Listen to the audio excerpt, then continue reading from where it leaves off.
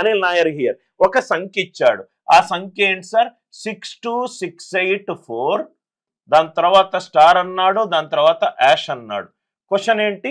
ఈ నంబర్ 8 మరియు 5 తోటి భాగింపబడాలి.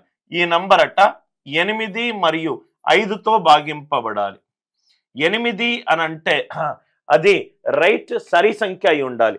సరి సంఖ్య 5 తోటి భాగింపబడాలనుకుంటే యాష్ కంపల్సరీగా 0 ఉండాలి.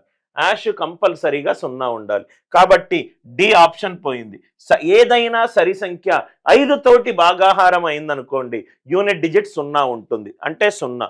దాని తర్వాత ఒక నంబర్ 8తో భాగింపబడాలంటే ఫస్ట్ అది 4తో భాగింపబడాలి. ఫస్ట్ అది 4తో భాగింపబడాలి. ఈ 50 అనేది 4తో భాగింపబడట్లేదు, right? So answer first option కావచ్చు, సెకండ్ ఆప్షన్ కావచ్చు. 8 తోటి భాగింపబడాలి అని అంటే ఆ సంఖ్యలోని చిట్ట చివరి 3 అంకెలు, ఆ సంఖ్యలోని చిట్ట చివరి 3 అంకెలు 8 తోటి భాగింపబడాలి. మొత్తం 3 అంకెల మీదనే కాన్సన్ట్రేషన్ పెట్టుకోండి.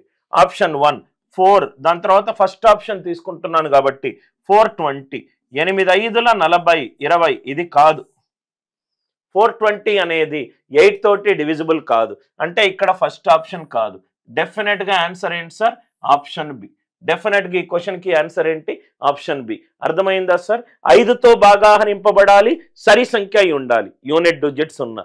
8తో భాగింపబడాలంటే ఖచ్చితంగా అది 4తో భాగింపబడాలి, కాబట్టి ఆప్షన్ సి పోయింది.